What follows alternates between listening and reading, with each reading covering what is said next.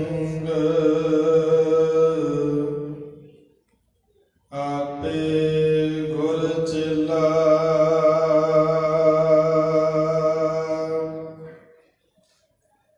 तहीं प्रकाश हमारा भयो।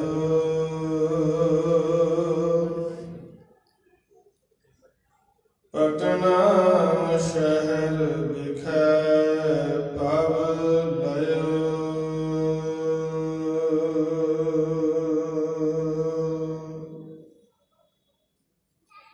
परम सन्मान योग चबर छत्र तख्त दे मालक गरीब नवाज सतगुरु गुरु ग्रंथ साहिब सच्चे पातशाह सतगुरां दी पवित्र हजूरी विच बड़े ही अदब सहित जुड़ करके बैठे गुरु सवारे सतसंगी जनों, सतगुरां दी महान कृपा ते सदका साहिब कमाल सरबंस दानी गुरु गोबिंद सिंह जी महाराज सतगुरां दा पावन प्रकाश पुरब मनाउंदियां होया इस इलाके के नौजवान वीरां वल्लों मिल करके गुरुद्वारा साहिबजादा बाबा अजीत सिंह जी समूह प्रबंधकां दे सहयोग दे नाल अज दे इह विशेष गुरमत समागम उलीके संजना दी रमता हो चुकी है। 10 दिन पहला आप जी ने वख-वख जथियां दे पासों पावन बाणी का कीर्तन सरवण किया है। आओ साध संगत जी कोई सभा साहिब कमाल सरबंस दानी गुरु गोबिंद सिंह जी महाराज सतगुरां दे महान जीवन दे विचों कुछ इतिहास के पन्ने आप जी नाल साझे करने हैं। आओ जिन्नियां भी संगतां सतगुरां दे चरनां विच आप जी जुड़ मिल के बैठे हो, करो कृपा सारे ही विचारा अर्पण तो पहला सतगुरां वल्लों बख्शिश कीती फतेह प्रवान करो। वाहिगुरु जी का खालसा वाहिगुरु जी की फतेह। संगत बहुत बैठी है पर आवाज फतेह की उन्नी नहीं आई। एक बार फिर कृपा करो। वाहिगुरु जी का खालसा वाहिगुरु जी की फतेह। साहिब कमाल सरबंस दानी गुरु गोबिंद सिंह महाराज सतगुरां दा इतिहास एक विलक्षण इतिहास है। जिस वेले सतगुरु पातशाह जी का आप जीवन पढ़ते हैं ते सतगुरु पातशाह जी का प्रकाश पटना साहिब की धरती बिहार ते होता है।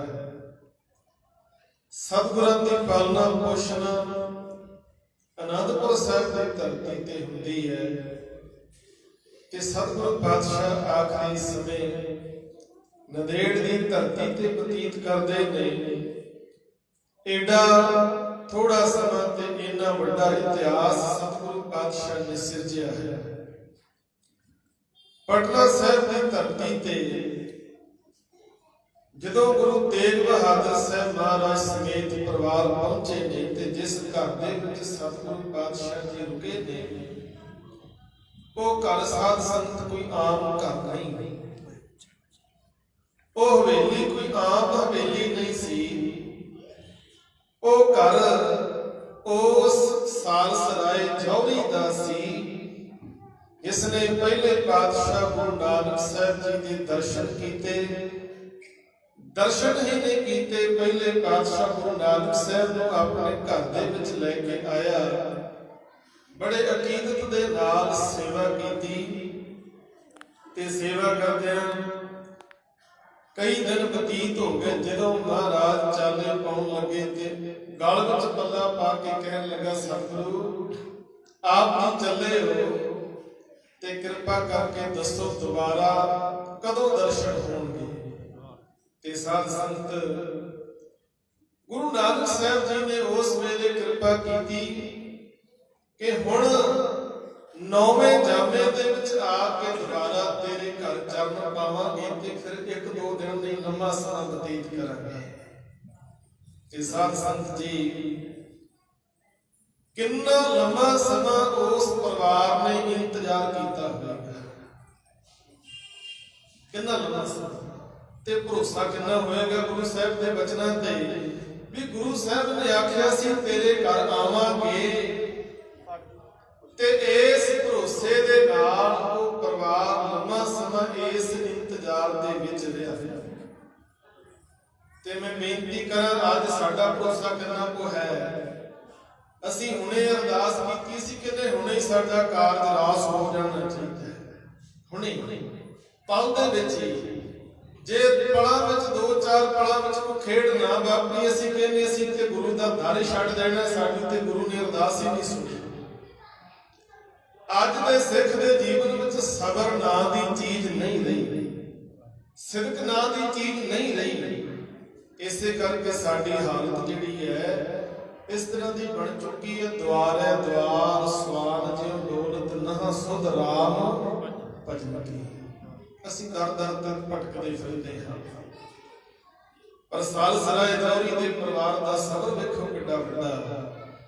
ਬਈ ਗੁਰੂ ਸਾਹਿਬ ਨੇ ਆਖਿਆ ਸੀ ਮੁੜ ਕੇ ਆਵਾਂਗੇ, ਚਰਨ ਪਾਵਾਂਗੇ, ਲੰਬਾ ਸਮਾਂ ਲਵਾਂਗੇ। ਕੋਈ ਇੰਤਜ਼ਾਰ ਕਰਦਿਆਂ ਲੰਮਾ ਸਮਾਂ ਬਤੀਤ ਹੋ ਗਿਆ। ਜਿਸ ਵੇਲੇ ਫਿਰ ਗੁਰੂ ਤੇਗ ਬਹਾਦਰ ਸਾਹਿਬ ਮਹਾਰਾਜ ਸਾਲਸਰਾਏ ਦੇ ਘਰੇ ਪਹੁੰਚਦੇ ਨੇ, ਪ੍ਰਚਾਰ ਦੇ ਦੌਰਾਨ ਗੁਰੂ ਤੇਗ ਬਹਾਦਰ ਸਾਹਿਬ ਜੀ ਪਟਨਾ ਨਗਰ ਤੋਂ ਪ੍ਰਚਾਰ ਕਰਦਿਆਂ ਬੰਗਾਲ ਦੀ ਧਰਤੀ ਤੇ, ਅਸਾਮ ਦੀ ਧਰਤੀ ਤੇ ਢਾਕੇ ਦੇਸ਼ ਵਿੱਚ ਪਹੁੰਚ ਜਾਂਦੇ ਨੇ। ਤੇ ਸਾਧ ਸੰਗਤ ਉਹ ਮੁਬਾਰਕ ਸਮਾਂ ਆਇਆ ਜਦੋਂ ਦੀਨ ਦੁਨੀਆ ਦੇ ਮਾਲਕ ਗੁਰੂ ਗੋਬਿੰਦ ਸਿੰਘ ਮਹਾਰਾਜ ਦਾ ਪ੍ਰਕਾਸ਼ ਪਟਨਾ ਸਾਹਿਬ ਦੀ ਧਰਤੀ ਤੇ ਹੋਇਆ।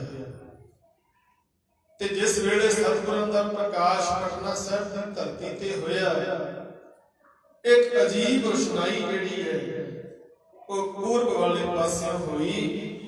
ਅਨੁਭਵੀ ਪੁਰਸ਼ਾਂ ਨੇ ਉਸ ਰੁਸ਼ਨਾਈ ਨੂੰ ਮਹਿਸੂਸ ਕੀਤਾ। ਸਤਿਗੁਰਾਂ ਦਾ ਪ੍ਰਕਾਸ਼ ਹੋਇਆ। ਉਹਨਾਂ ਅਨੁਭਵੀ ਪੁਰਸ਼ਾਂ ਦੇ ਵਿੱਚੋਂ ਇੱਕ ਸਨ ਸੈਯਦ ਭੀਖਮ ਸ਼ਾਹ ਕੁੜਾਮ ਸ਼ਹਿਰ ਦੇ ਰਹਿਣ ਵਾਲੇ, ਜਿਨ੍ਹਾਂ ਨੇ ਅਨੁਭਵ ਦੁਆਰਾ ਮਹਿਸੂਸ ਕੀਤਾ ਕਿ ਪਟਨੇ ਦੀ ਧਰਤੀ ਤੇ ਅੱਲਾ ਦਾ ਨੂਰ ਪੈਦਾ ਹੋਇਆ ਹੈ। ਹਰ ਰੋਜ਼ ਉਹਨਾਂ ਨੇ ਜਦੋਂ ਨਮਾਜ਼ ਅਦਾ ਕਰਨੀ ਤੇ ਪੱਛਮ ਵਾਲੇ ਪਾਸੇ ਮੂੰਹ ਕਰਕੇ ਸਜਦਾ ਕਰਨਾ, ਕਿਉਂਕਿ ਮੁਸਲਮਾਨਾਂ ਦੀ ਇਹ ਮਨਾਉਤ ਹੈ ਕਿ ਅੱਲਾ ਦਾ ਘਰ ਜਿਹੜਾ ਹੈ ਉਹ ਪੱਛਮ ਵਾਲੇ ਪਾਸੇ ਹੈ। ਇਸ ਕਰਕੇ ਹੋਰ ਕਿਸੇ ਵੀ ਦਿਸ਼ਾ ਵੱਲ ਸਿਰ ਨਹੀਂ ਝੁਕਾਉਂਦੇ। ਇੱਕ ਅਕੀਦਾ ਹੈ ਉਹਨਾਂ ਦਾ ਕਿ ਕਾਬੇ ਦੇ ਵਿੱਚ ਖੁਦਾ ਦਾ ਘਰ ਹੈ। ਆਪਣੇ ਇਸ ਅਕੀਦੇ ਤੇ ਬੜੇ ਪੱਕੇ ਨੇ ਉਹ। ਤੇ ਜਿਸ ਵੇਲੇ ਸਾਹਿਬੇ ਕਮਾਲ ਗੁਰੂ ਗੋਬਿੰਦ ਸਿੰਘ ਮਹਾਰਾਜ ਦਾ ਪ੍ਰਕਾਸ਼ ਪਟਨਾ ਸਾਹਿਬ ਦੀ ਧਰਤੀ ਤੇ ਹੋਇਆ, ਸਾਧ ਸੰਗਤ ਉਸ ਦਿਨ ਸੈਯਦ ਭੀਖਮ ਸ਼ਾਹ ਨੇ ਪੱਛਮ ਵਾਲੇ ਪਾਸੇ ਨਹੀਂ ਪੂਰਬ ਵਾਲੇ ਪਾਸੇ ਸਿਰ ਝੁਕਾ ਕੇ ਜਦੋਂ ਸਜਦਾ ਕੀਤਾ, ਉਹਦੇ ਨਾਲ ਦੇ ਜਿਹੜੇ ਪੈਰੋਕਾਰ ਸਨ, ਚੇਲੇ ਸਨ, ਉਹਨਾਂ ਨੇ ਬਾਂਹ ਤੋਂ ਫੜ ਕੇ ਉਠਾਇਆ। ਆਖਿਆ ਸਾਈਂ ਜੀ ਅੱਜ ਤੁਹਾਨੂੰ ਭੁਲੇਖਾ ਪੈ ਗਿਆ ਹੈ, ਜਿਸ ਪਾਸੇ ਤੁਸੀਂ ਸਿਰ ਝੁਕਾ ਰਹੇ ਹੋ ਨਾ ਇਹ ਪੱਛਮ ਦਿਸ਼ਾ ਨਹੀਂ, ਇਹ ਤੇ ਪੂਰਬ ਵਾਲਾ ਪਾਸਾ ਹੈ। ਤੇ ਤੁਸੀਂ ਤੇ ਰੋਜ਼ ਹੀ ਜਦੋਂ ਅੱਲਾ ਦੀ ਇਬਾਦਤ ਕਰਦੇ ਹੋ ਸਿਰ ਝੁਕਾਉਂਦੇ ਹੋ, ਤੇ ਹਰ ਰੋਜ਼ ਤੁਸੀਂ ਪੱਛਮ ਵਾਲੇ ਪਾਸੇ ਸਿਰ ਝੁਕਾਉਂਦੇ ਹੋ। ਅੱਜ ਤੁਸੀਂ ਪੂਰਬ ਵਾਲੇ ਪਾਸੇ ਸਿਰ ਝੁਕਾ ਦਿੱਤਾ, ਤੁਹਾਨੂੰ ਭੁਲੇਖਾ ਪੈ ਗਿਆ। ਤੇ ਸੈਯਦ ਭੀਖਮ ਸ਼ਾਹ ਨੇ ਚੇਲਿਆਂ ਨੂੰ ਆਖਿਆ ਸੀ ਭੁਲੇਖਾ ਨਹੀਂ ਪਿਆ, ਮੈਂ ਜਾਣਦਾ ਹਾਂ ਇਹ ਪੂਰਬ ਵਾਲਾ ਪਾਸਾ ਚੜ੍ਹਦਾ ਪਾਸਾ, ਇਹ ਮੈਂ ਚੰਗੀ ਤਰ੍ਹਾਂ ਜਾਣਦਾ ਕਿ ਪੂਰਬ ਵਾਲਾ ਪਾਸਾ ਹੈ। ਪਰ ਮੈਂ ਇੱਕ ਗੱਲ ਤੁਹਾਨੂੰ ਦੱਸ ਦੇਣੀ ਚਾਹੁੰਦਾ ਹਾਂ, ਜਿਸ ਅੱਲਾ ਨੂੰ ਮੈਂ ਰੋਜ਼ ਪੱਛਮ ਵਿੱਚ ਸਮਝ ਕੇ ਰੋਜ਼ ਉਧਰ ਸਜਦੇ ਕਰਦਾ ਸੀ, ਅੱਜ ਉਹ ਅੱਲਾ ਦਾ ਨੂਰ ਪੂਰਬ ਦੇ ਵਿੱਚ ਪ੍ਰਗਟ ਹੋ ਗਿਆ।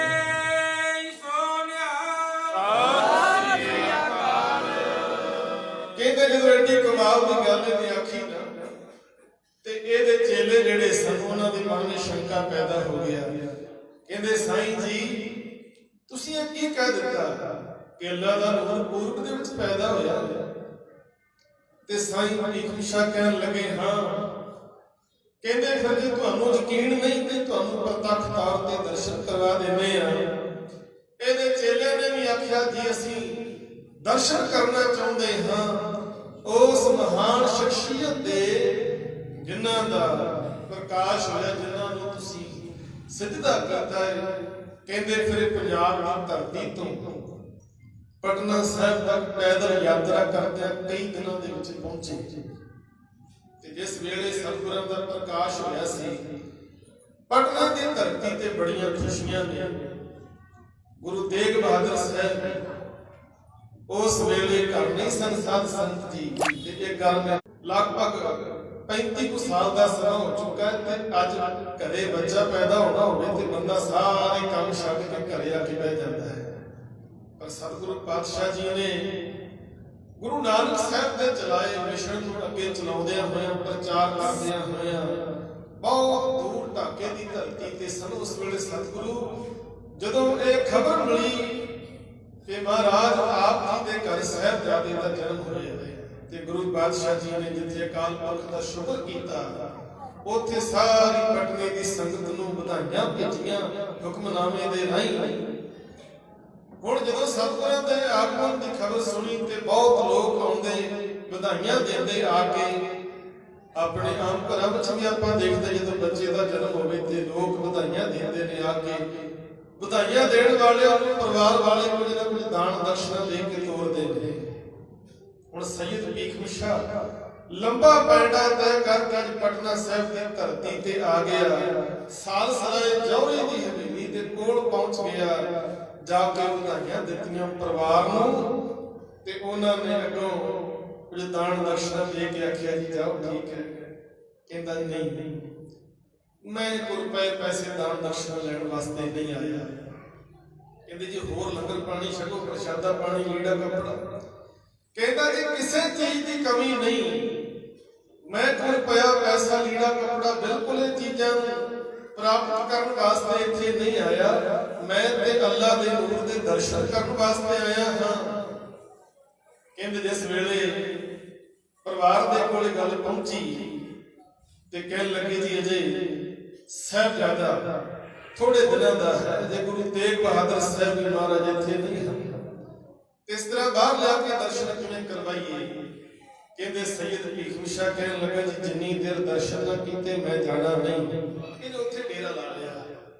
ਕਹਿੰਦੇ ਆਖਰਕਾਰ ਮਾਮਾ ਕਿਰਪਾਲ ਚੰਦ ਜੀ ਸਮੂਹ ਪਰਿਵਾਰ ਨੇ ਫੈਸਲਾ ਕੀਤਾ ਸੈਯਦ ਭੀਖਮ ਸ਼ਾਹ ਨੂੰ ਦਰਸ਼ਨ ਦੇਣ ਦੇ ਵਾਸਤੇ ਸਾਹਿਬ ਕਮਾਲ ਗੁਰੂ ਗੋਬਿੰਦ ਸਿੰਘ ਮਹਾਰਾਜ ਜਿਨ੍ਹਾਂ ਦਾ ਨਾਮ ਗੋਬਿੰਦ ਰਾਏ ਹੈ, ਹਜ਼ੂਰ ਸੱਚੇ ਪਾਤਸ਼ਾਹ ਜੀ ਨੂੰ ਬਹੁਤ ਰੇਸ਼ਮੀ ਰਵਾਲਿਆਂ ਦੇ ਵਿੱਚ ਲੈ ਕੇ ਬੜੀ ਸੁੰਦਰ ਵਿਛਾਈ ਕੀਤੀ। ਹਜ਼ੂਰ ਸੱਚੇ ਪਾਤਸ਼ਾਹ ਜੀ ਨੂੰ ਕਮਰੇ ਤੋਂ ਬਾਹਰ ਲੈ ਕੇ ਆਏ। ਸੈਯਦ ਭੀਖਮ ਸ਼ਾਹ ਨੇ ਮੱਥਾ ਟੇਕਿਆ। ਮੱਥਾ ਟੇਕ ਕੇ ਸਤਿਗੁਰਾਂ ਦੇ ਦਰਸ਼ਨ ਕਰਕੇ ਅਤੀ ਪ੍ਰਸੰਨਤਾ ਦੇ ਵਿੱਚ ਆ ਗਿਆ। ਤੇ ਉਸ ਵੇਲੇ ਮਨ ਵਿੱਚ ਇੱਕ ਖਿਆਲ ਹੋਰ ਆਇਆ ਕਿ ਇਹ ਮਹਾਨ ਰਹਿਬਰ ਇਹ ਵੱਡੇ ਹੋ ਕੇ ਕਿਸ ਧਰਮ ਦੀ ਨੁਮਾਇੰਦਗੀ ਕਰਨਗੇ, ਕਿਹਨਾਂ ਦੇ ਆਗੂ ਬਣਨਗੇ। ਇਹ ਖਿਆਲ ਮਨ ਵਿੱਚ ਆਇਆ। ਇਹ ਹਿੰਦੂਆਂ ਦੇ ਕੋਈ ਵੱਡੇ ਰਹਿਬਰ ਹੋਣਗੇ ਜਾਂ ਮੁਸਲਮਾਨਾਂ ਦੇ, ਇਸ ਚਿੱਤੀ ਵਿੱਚ ਮਨ ਪੈ ਗਿਆ। ਕਹਿੰਦੇ ਇਤਿਹਾਸਕਾਰ ਦੋ ਕੁੱਜੀਆਂ ਲਈਆਂ। ਸੈਯਦ ਭੀਖਮ ਸ਼ਾਹ ਨੇ ਮਨ ਹੀ ਮਨ ਸੋਚ ਲਿਆ ਜੇ ਇਸ ਕੁੱਜੀ ਤੇ ਹੱਥ ਧਰਨਗੇ ਤੇ ਮੈਂ ਸੋਚਾਂਗਾ ਵੀ ਮੁਸਲਮਾਨਾਂ ਦੇ ਵੱਡੇ ਰਹਿਬਰ ਆਗੂ ਹੋਣਗੇ। ਇਸ ਕੁੱਜੀ ਤੇ ਹੱਥ ਧਰਿਆ ਮੈਂ ਸਮਝਾਂਗਾ ਹਿੰਦੂਆਂ ਦੇ ਆਗੂ ਹੋਣਗੇ। ਕਹਿੰਦੇ ਉਸ ਵੇਲੇ ਹਜ਼ੂਰ ਸੱਚੇ ਪਾਤਸ਼ਾਹ ਨੇ ਦੋਨਾਂ ਕੁੱਜੀਆਂ ਤੇ ਹੱਥ ਧਰ ਦਿੱਤਾ। ਇਹ ਪ੍ਰਤੱਖ ਤੌਰ ਤੇ ਦੱਸ ਦਿੱਤਾ कि सबका मीत हम अपन कीना हम सबना के साजन दूर परायो मन का बिरहा तो मेल कियो मेरे राजन एक पिता है उसके हम बार करूं मेरा बुरहाई अवल अल्लाह नूर पाया कुदरत के सब बंदे एक नूर ते सब दा गुजया कौन भले को बंदे के सारे नु बुलावे विच लैण वाला है ਕਿਸੇ ਇੱਕ ਮਜ਼ਹਬ ਜਾਂ ਵਰਨ ਦੀ ਗੱਲ ਨਹੀਂ ਕਰੇਗਾ, ਇਹ ਸਾਰਿਆਂ ਦਾ ਸਾਂਝਾ ਰਹਿਬਰ ਹੈ। ਤੇ ਹੁਣ ਸਤਿਗੁਰੂ ਪਾਤਸ਼ਾਹ ਜੀ ਇਸੇ ਪਟਨਾ ਸਾਹਿਬ ਦੀ ਧਰਤੀ ਤੇ ਬੜੇ ਕੌਤਕ ਹਜ਼ੂਰ ਨੇ ਕੀਤੇ। ਇੱਥੇ ਪੰਡਤ ਸ਼ਿਵਦੱਤ ਜਿਹੜਾ ਰੋਜ਼ ਜਾ ਕੇ ਗੰਗਾ ਦੇ ਕੰਢੇ ਬਹਿ ਜਾਂਦਾ ਸੀ ਤੇ ਰਾਮ ਦੀ ਭਗਤੀ ਵਿੱਚ ਜੁੜਿਆ ਰਹਿੰਦਾ ਤੇ ਸੋਚਦਾ ਹੈ ਕਿ ਭਗਤੀ ਕਰਦਿਆਂ ਨੂੰ ਬੜੀ ਦੇਰ ਹੋ ਗਈ, ਪਰ ਅਜੇ ਤੱਕ ਸ਼੍ਰੀ ਰਾਮ ਚੰਦਰ ਜੀ ਨੇ ਪ੍ਰਤੱਖ ਆ ਕੇ ਮੈਨੂੰ ਕਦੇ ਦਰਸ਼ਨ ਨਹੀਂ ਦਿੱਤੇ। ਕਹਿੰਦੇ ਪਤਾ ਨਹੀਂ ਮੇਰੀ ਭਗਤੀ ਦੇ ਵਿੱਚ ਕਸਰ ਰਹਿ ਗਈ ਹੈ। ਕਹਿੰਦੇ ਰੋਜ਼ ਹੀ ਸੋਚਦਾ ਹੈ ਤੇ ਅਵਸਥਾ ਦੀ ਬਿਰਧ ਹੋ ਗਈ। ਕਲਗੀਧਰ ਪਾਤਸ਼ਾਹ ਦੇ ਸਾਥੀਆਂ ਨਾਲ ਖੇਡਦਿਆਂ ਹੋਇਆਂ ਜਦੋਂ ਗੰਗਾ ਦੇ ਕੰਢੇ ਤੇ ਪਹੁੰਚੇ, ਪੰਡਤ ਸ਼ਿਵਦੱਤ ਸਮਾਧੀ ਲਾ ਕੇ ਬੈਠਾ ਹੋਇਆ ਹੈ ਤੇ ਹਜ਼ੂਰ ਸੱਚੇ ਪਾਤਸ਼ਾਹ ਨੇ ਪਿਛਲੇ ਬੰਨਿਓ ਜਾ ਕੇ ਪੰਡਤ ਦੀਆਂ ਅੱਖਾਂ ਤੇ ਹੱਥ ਧਰ ਕੇ ਆਖਿਆ, ਪੰਡਤ ਜੀ ਝਾਤੀ। ਜਦੋਂ ਪੰਡਤ ਜੀ ਨੇ ਪਿੱਛਾ ਭੌਂ ਕੇ ਵੇਖਿਆ, ਮੁੜ ਕੇ ਤੱਕਿਆ ਨਾ ਤੋ ਸੱਚਮੁੱਚ ਸਾਹਿਬੇ ਕਮਾਲ ਦੇ ਦਰਸ਼ਨ ਕਰਕੇ ਉਹਨੂੰ ਸ਼੍ਰੀ ਰਾਮ ਜੀ ਦੇ ਦਰਸ਼ਨ ਹੋ ਗਏ। ਉਹਨੂੰ ਲੱਗਿਆ ਕਿ ਮੇਰੀ ਅੱਜ ਭਗਤੀ ਪ੍ਰਵਾਨ ਹੋ ਗਈ ਹੈ, ਅੱਜ ਮੈਨੂੰ ਦਰਸ਼ਨ ਹੋ ਗਏ ਨੇ, ਮੇਰਾ ਜੀਵਨ ਸਫਲ ਹੋ ਗਿਆ। ਉਸ ਦਿਨ ਤੋਂ ਪੰਡਤ ਸ਼ਿਵਦੱਤ ਵੀ ਸਤਿਗੁਰਾਂ ਦੇ ਚਰਨਾਂ ਦਾ ਭੌਰਾ ਬਣ ਗਿਆ। ਹੁਣ ਨੇਮ ਦੇ ਨਾਲ ਸਤਿਗੁਰ ਜਾ ਕੇ ਪੰਡਤ ਸ਼ਿਵਦੱਤ ਨੂੰ ਦਰਸ਼ਨ ਦਿੰਦੇ ਨੇ। ਇਸੇ ਪਟਨਾ ਸਾਹਿਬ ਦੀ ਧਰਤੀ ਤੇ ਰਾਜਾ ਫਤਿਹ ਚੰਦ ਰਾਣੀ ਮੈਣੀ, ਘਰ ਦੇ ਵਿੱਚ ਕੋਈ ਔਲਾਦ ਨਹੀਂ, ਰਾਜ ਭਾਗ ਹੈ, ਸਾਰੇ ਸੁੱਖ ਘਰ ਦੇ ਵਿੱਚ ਨੇ, ਪਰ ਔਲਾਦ ਨਹੀਂ ਹੈ। ਇਸ ਗੱਲ ਦੀ ਬੜੀ ਚਿੰਤਾ ਰਹਿੰਦੀ ਹੈ। ਤੇ ਇੱਕ ਦਿਨ ਇਹ ਪਰਿਵਾਰ ਪੰਡਤ ਸ਼ਿਵਦੱਤ ਦੇ ਕੋਲ ਆ ਕੇ ਕਹਿਣ ਲੱਗੇ, ਮਹਾਰਾਜ ਪਤਾ ਨਹੀਂ ਕਿਹੜੇ ਮਾੜੇ ਕਰਮ ਸਾਡੇ ਕੋਲੋਂ ਹੋ ਗਏ ਨੇ, ਸਾਡੇ ਘਰ ਔਲਾਦ ਦਾ ਸੁੱਖ ਨਹੀਂ, ਸਾਰੀਆਂ ਚੀਜ਼ਾਂ ਬੜੀਆਂ ਵਾਧੂ ਨੇ, ਕਿਸੇ ਵੀ ਚੀਜ਼ ਦੀ ਕਮੀ ਨਹੀਂ, ਪਰ ਔਲਾਦ ਸਾਡੇ ਘਰ ਹੈ ਨਹੀਂ। ਕਿਰਪਾ ਕਰੋ ਤੁਸੀਂ ਕੋਈ ਅਸੀਸ ਦਿਓ, ਕੋਈ ਅਸ਼ੀਰਵਾਦ ਦਿਓ, ਸਾਡੇ ਘਰ ਸੰਤਾਨ ਹੋਵੇ, ਔਲਾਦ ਹੋਵੇ। ਤੇ ਪੰਡਤ ਸ਼ਿਵਦੱਤ ਨੇ ਆਖਿਆ ਸੀ, ਮੇਰੇ ਕੁਝ ਵੀ ਵਸ ਵਿੱਚ ਨਹੀਂ। ਇਸ ਧਰਤੀ ਤੇ ਸਭ ਕੁਝ ਕਰਨ ਕਰਾਉਣ ਦੇ ਮਾਲਕ ਆਪ ਵਿਚਰ ਰਹੇ ਨੇ। ਉਹ ਤੁਹਾਡੀ ਇਹ ਮੁਰਾਦ ਪੂਰੀ ਕਰ ਸਕਦੇ ਨੇ, ਉਹ ਤੁਹਾਨੂੰ ਔਲਾਦ ਦਾ ਸੁੱਖ ਦੇ ਸਕਦੇ ਨੇ। ਤੇ ਕਹਿਣ ਲੱਗੇ ਵੀ ਸਾਡੇ ਤੱਕ ਵੀ ਫਿਰ ਸਾਡੀ ਉਹਨਾਂ ਤੱਕ ਅਰਜ਼ੀ ਲਾਓ, ਅਸੀਂ ਵੀ ਉਹਨਾਂ ਨੂੰ ਮਿਲ ਕੇ ਆਪਣੀ ਮਨ ਦੀ ਵਿਥਿਆ ਦੱਸ ਸਕੀਏ। ਤੇ ਪੰਡਤ ਸ਼ਿਵਦੱਤ ਕਹਿਣ ਲੱਗਾ, ਜੀ ਤੁਸੀਂ ਭਾਵਨਾ ਬਣਾਓ ਮਨ ਵਿੱਚ। ਕਹਿੰਦੇ ਜਦੋਂ ਤੁਹਾਡੀ ਭਾਵਨਾ ਬਣ ਗਈ ਨਾ, ਉਦੋਂ ਸਤਿਗੁਰੂ ਆਪ ਹੀ ਤੁਹਾਡੇ ਘਰ ਚਰਨ ਪਾਉਣਗੇ। ਗੱਲ ਭਾਵਨਾ ਦੀ ਹੈ। ਤੇ ਮੈਂ ਕਈ ਵਾਰ ਬੇਨਤੀ ਕਰਦਾ, ਭਾਵਨਾ ਦੇ ਨਾਲ ਭਾਈ ਗੁਰਦਾਸ ਸਾਹਿਬ ਜੀ ਕਹਿੰਦੇ, ਗੁਰੂ ਦੇ ਦਰ ਤੇ ਆ ਕੇ ਕੌਡੀ ਵੀ ਭੇਟ ਕਰਦੇ, ਗੁਰੂ ਸਾਰੇ ਭੰਡਾਰੇ ਤੁਹਾਨੂੰ ਖਜ਼ਾਨਿਆਂ ਦੇ ਬੂਹੇ ਖੋਲ ਦੇਗਾ। ਭਾਵਨੀ ਭਗਤ ਪਾਏ ਕੌਡੀ ਅਗਰ ਭਾਗ ਰੱਖੇ, ਤਾਹੇ ਗੁਰ ਸਰਬਣ ਦਾਨ ਦਾਨ ਦੇਤ ਹੈ। ਗੱਲ ਭਾਵਨਾ ਦੀ ਹੈ। ਜੇ ਸਾਧ ਸੰਤ ਮਨ ਦੇ ਵਿੱਚ ਭਾਵਨਾ ਹੀ ਨਹੀਂ ਬਣੀ, ਅੰਦਰ ਗੁਰੂ ਪ੍ਰਤੀ ਪਿਆਰ ਹੀ ਨਹੀਂ ਬਣਿਆ, ਸ਼ਰਧਾ ਨਹੀਂ ਪੈਦਾ ਹੋਈ, ਤੇ ਫਿਰ ਗੱਲ ਨਹੀਂ ਬਣੇਗੀ। ਬਾਣੀ ਦਾ ਵਚਨ ਹੈ, ਸਤਿਗੁਰ ਕੀ ਪ੍ਰਤੀਤ ਨਾ ਆਈਆ, ਸ਼ਬਦ ਨਾ ਲਾਗੋ ਭਾਓ, ਉਸ ਨੂੰ ਸੁਖ ਨਾ ਉਪਜੇ, ਭਾਵੇਂ 100 ਗੇੜਾ ਆ ਬੁਝਾਓ। ਜੇ ਗੁਰੂ ਨਾਲ ਪ੍ਰੀਤ ਨਹੀਂ ਬਣੀ ਤੇ ਫਿਰ ਇੱਕ ਵਾਰੀ ਨਹੀਂ, ਭਾਵੇਂ 100 ਗੇੜਾ ਮਾਰ ਲੈ ਗੁਰੂ ਦੇ ਦਰ ਤੇ, ਤਾਂ ਵੀ ਗੱਲ ਨਹੀਂ ਬਣੇਗੀ। ਕਹਿਣ ਲੱਗੇ ਤੁਸੀਂ ਭਾਵਨਾ ਬਣਾਓ, ਸਤਿਗੁਰੂ ਆਪ ਤੁਹਾਡੇ ਘਰ ਚਰਨ ਪਾਉਣਗੇ। ਤੇ ਹਜ਼ੂਰ ਸੱਚੇ ਪਾਤਸ਼ਾਹ ਸਾਥੀਆਂ ਦੇ ਨਾਲ ਖੇਡਦੇ ਨੇ। ਬਚਪਨ ਦੀ ਅਵਸਥਾ ਹੈ। ਰਾਣੀ ਮੈਣੀ ਇੱਕ ਦਿਨ ਬਹੁਤ ਸਵਾਦਲਾ ਭੋਜਨ ਤਿਆਰ ਕਰਕੇ ਛੋਲੇ ਪੂੜੀਆਂ ਦਾ ਘਰ ਵਿੱਚ ਬੈਠ ਗਈ। ਚੌਕੜੀ ਮਾਰ ਕੇ ਨੇਤਰ ਬੰਦ ਕੀਤੇ, ਸਤਿਗੁਰਾਂ ਦਾ ਧਿਆਨ ਧਰਿਆ ਤੇ ਮਾੜੀ ਮਨ ਸੋਚ ਰਹੀ ਹੈ ਕਿ ਸਤਿਗੁਰੂ ਨੇ ਜੇ ਕਿਰਪਾ ਕੀਤੀ ਤੇ ਮੈਂ ਸਤਿਗੁਰਾਂ ਦੇ ਕੋਲੋਂ ਇੱਕੋ ਹੀ ਦਾਤ ਮੰਗਾਂਗੀ ਕਿ ਮੇਰੀ ਗੋਦ ਵਿੱਚ ਵੀ ਕੋਈ ਲਾਲ ਖੇਡੇ, ਮੇਰੀ ਵੀ ਇਹ ਭਾਵਨਾ ਪੂਰੀ ਹੋ ਜਾਏ। ਤੇ ਹਜ਼ੂਰ ਸੱਚੇ ਪਾਤਸ਼ਾਹ ਸਾਥੀਆਂ ਦੇ ਨਾਲ ਖੇਡਦੇ ਨੇ। ਕੀ ਬਹਾਨਾ ਬਣਿਆ? ਕਹਿੰਦੇ ਗੇਂਦ ਜਿਹੜੀ ਸੀ ਖਿੱਦੋ, ਉਹ ਰਾਜੇ ਦੇ ਮਹਿਲਾਂ ਵਿੱਚ ਚਲੀ ਗਈ। ਤੇ ਨਾਲ ਦੇ ਸਾਥੀ ਕਹਿੰਦੇ ਵੀ ਆਪਾਂ ਲੈ ਕੇ ਆਈਏ। ਹੁਣ ਬਹਾਨੇ ਦੇ ਨਾਲ ਮਹਿਲਾਂ ਵਿੱਚ ਚਲੇ ਗਏ। ਰਾਣੀ ਮੈਣੀ ਜਿਹੜੀ ਸੀ ਘਰ ਦੇ ਵਿੱਚ ਬੈਠੀ ਹੈ, ਮਨ ਦੇ ਵਿੱਚ ਭਾਵਨਾ ਬਣਾ ਕੇ ਇੰਤਜ਼ਾਰ ਕਰ ਰਹੀ ਹੈ ਕਹਿੰਦੇ ਜਦੋਂ ਹਜ਼ੂਰ ਸੱਚੇ ਪਾਤਸ਼ਾਹ ਮਹਿਲਾਂ ਦੇ ਵਿੱਚ ਚਲੇ ਗਏ, ਹਜ਼ੂਰ ਜਾ ਕੇ ਰਾਣੀ ਦੀ ਗੋਦ ਵਿੱਚ ਬਹਿ ਗਏ। ਗੋਦ ਵਿੱਚ ਬਹਿ ਕੇ ਜਦੋਂ ਬੜੇ ਪਿਆਰ ਨਾਲ ਤੋਤਲੀ ਜ਼ੁਬਾਨ ਨਾਲ ਮਾਂ ਸ਼ਬਦ ਆਖਿਆ ਨਾ, ਤੇ ਰਾਣੀ ਨੇ ਅੱਖਾਂ ਖੋਲੀਆਂ। ਸਾਧ ਸੰਗਤ ਮਾਂ ਸ਼ਬਦ ਸੁਣਿਆ, ਹਿਰਦੇ ਵਿੱਚ ਠੰਡ ਪੈ ਗਈ। ਅੱਖਾਂ ਖੋਲੀਆਂ, ਸਤਿਗੁਰਾਂ ਨੂੰ ਤੱਕਿਆ।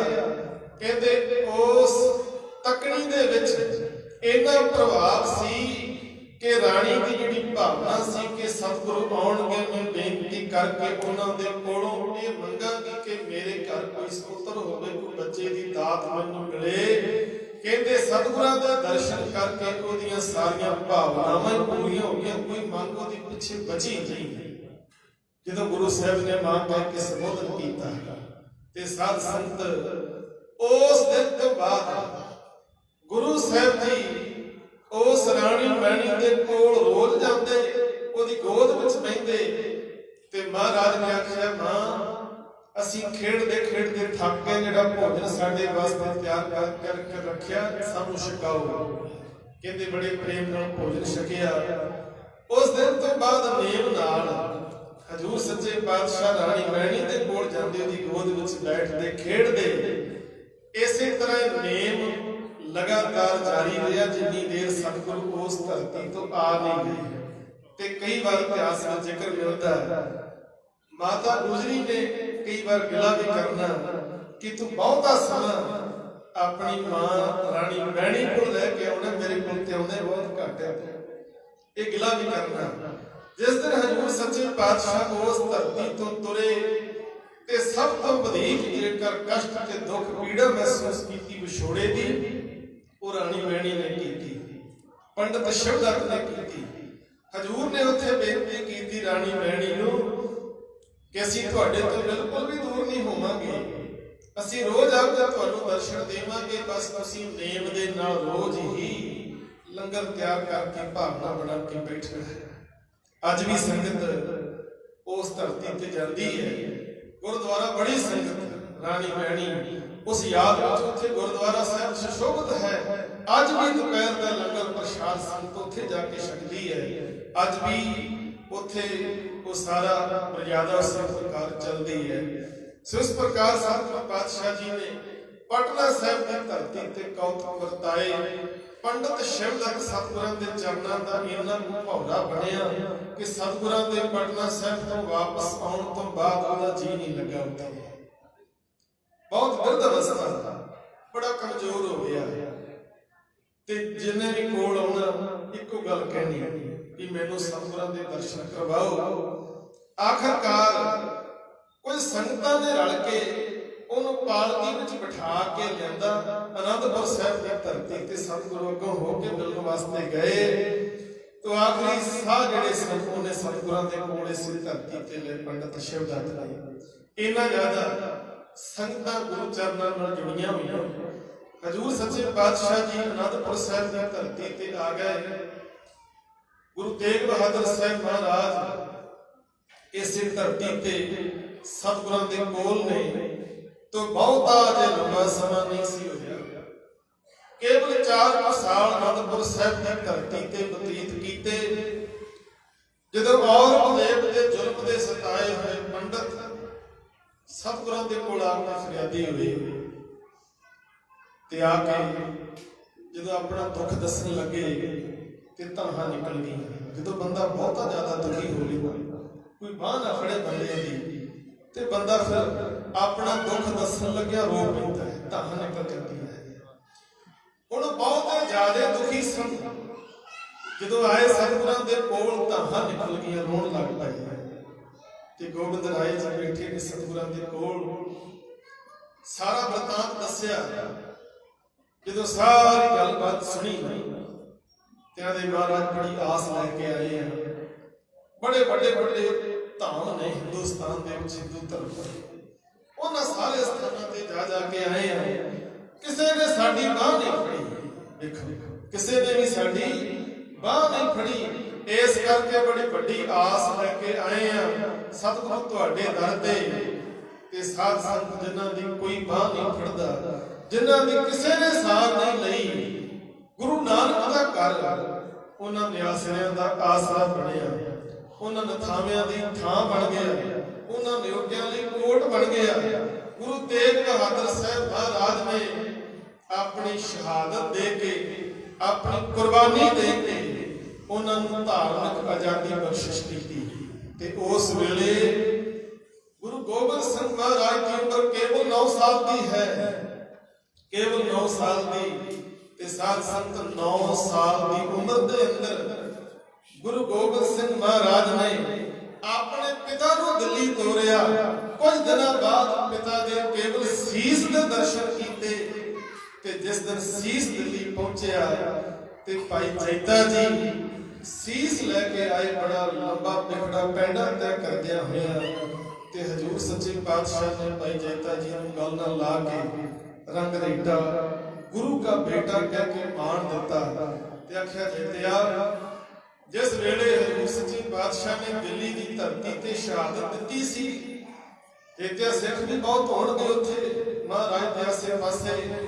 ते भाई जैते ने आख्या सतगुरु कोई शक नहीं इहदे विच, सिख भी सन दिल्ली की धरती ते, पर जुल्म वेर के जालम दा इन्ना ज्यादा उत्थे कहर सी, हवा बनया होया सी, डर सी।